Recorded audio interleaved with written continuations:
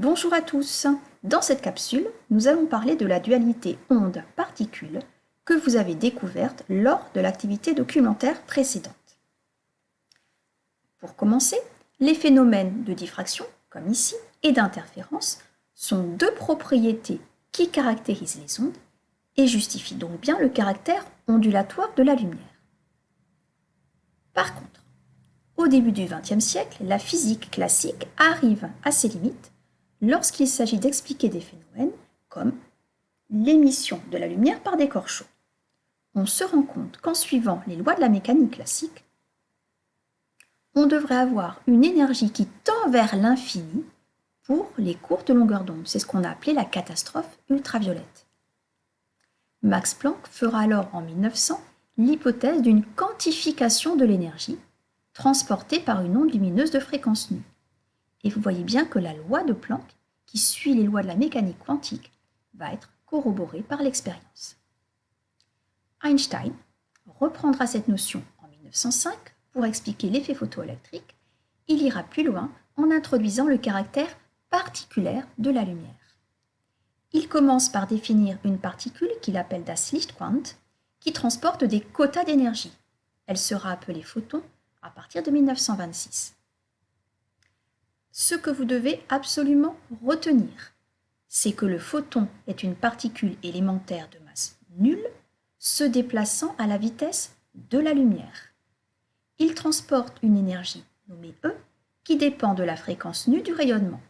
E égale h nu, ça fait 2 ans que vous connaissez cette formule, E énergie en joule, h constante de Planck en joules seconde, et enfin nu la fréquence en hertz.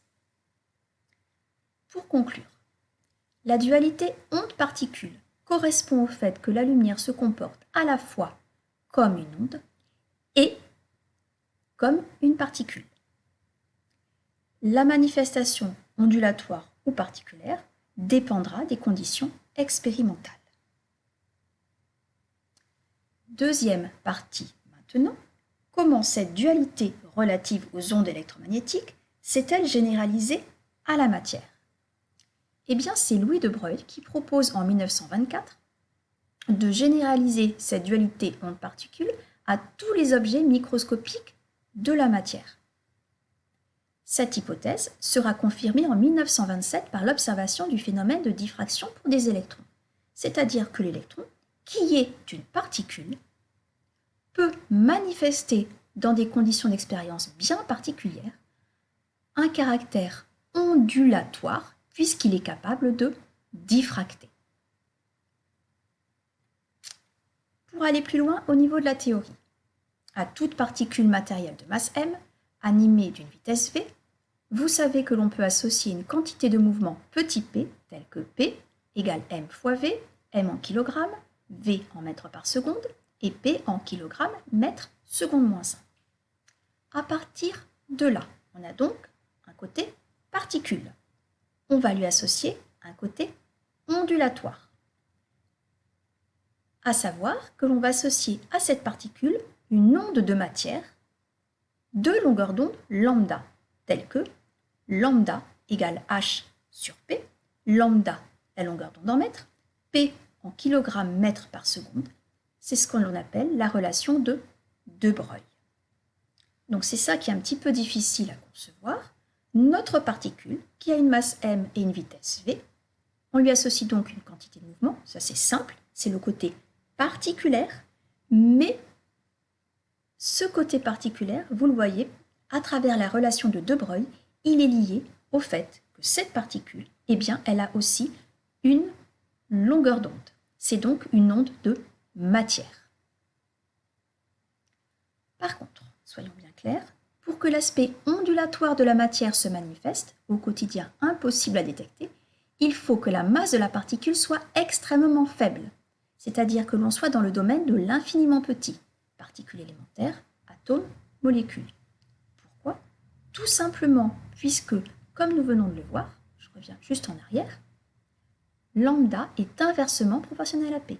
C'est-à-dire que plus la masse de la particule sera petite, plus lambda sera important. Et donc, plus on aura de chances d'observer ce phénomène. Vous le reverrez tout à l'heure dans les exercices. Dernier point enfin, le comportement ondulatoire des objets microscopiques est significatif, exactement comme dans le cas des ondes électromagnétiques, lorsque la dimension de l'obstacle ou de l'ouverture est du même ordre de grandeur que la longueur d'onde de matière lambda. Une application très importante de cette onde de matière, ça a été la construction des microscopes électroniques.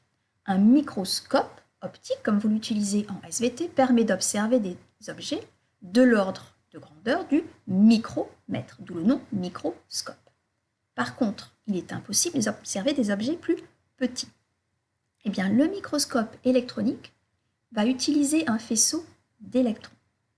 Les électrons, dualité onde-particule, vont être associés à une onde de matière dont la longueur d'onde est très inférieure à 400 nanomètres. Ils vont donc permettre d'observer des objets qui seront du domaine nanométrique. Allez, on termine avec l'aspect probabiliste des phénomènes quantiques. Alors, un phénomène quantique, c'est un phénomène qui ne peut s'expliquer que par les lois de la mécanique quantique. Simple. Un objet quantique maintenant, c'est un objet qui présente simultanément, rappelez-vous tout à l'heure, le « et », l'aspect particulaire et l'aspect ondulatoire. Eh bien, on va voir que les particules obéissent à des lois probabilistes. Qui dit loi probabiliste dit nécessité d'étudier le phénomène sur un très grand nombre d'échantillons. C'est ce que nous allons voir dans la simulation maintenant. C'est parti. Alors, on va regarder ce qui se passe. Si l'on considère dans un premier temps notre échantillon comme une particule, dans ce cas-là, il va passer par les fentes et il va se positionner de manière totalement aléatoire sur notre écran. Voilà. Donc, phénomène totalement aléatoire, c'est une particule. Maintenant, si on le considère comme une onde va pouvoir interférer. En interférant, on doit observer sur l'écran des franges d'interférence. La frange, voilà, vous retrouvez bien vos franges d'interférence. Maintenant, l'objet quantique, qui est à la fois une particule et une onde. C'est une onde, il peut donc interférer. Mais c'est une particule, on va donc observer des impacts sur l'écran. Des impacts qui, si on n'observe qu'un ou deux phénomènes, nous semblent totalement aléatoires. Regardez maintenant ce qui se passe lorsqu'on observe les impacts sur un très grand nombre d'échantillons. Voilà, vous voyez apparaître très nettement des franges d'interférence. D'où le côté probabiliste. Si je ne prends qu'un ou deux échantillons, ici on en avait une dizaine, vous voyez qu'on a des impacts un petit peu partout. 100 échantillons, si vous observez bien ou si vous savez ce que vous devez observer plutôt, vous voyez apparaître ici une disposition qui n'est plus si aléatoire. Avec 1000, le phénomène est de plus en plus net, 10 000, 50 000, et à 100 000, on voit très nettement apparaître nos franges d'interférence. Donc si l'on devait résumer, lorsque l'on a simplement quelques électrons, la répartition semble aléatoire. Lorsqu'on a un grand nombre, voire un très grand nombre d'électrons, on voit apparaître progressivement les franges d'interférence. Merci de votre attention.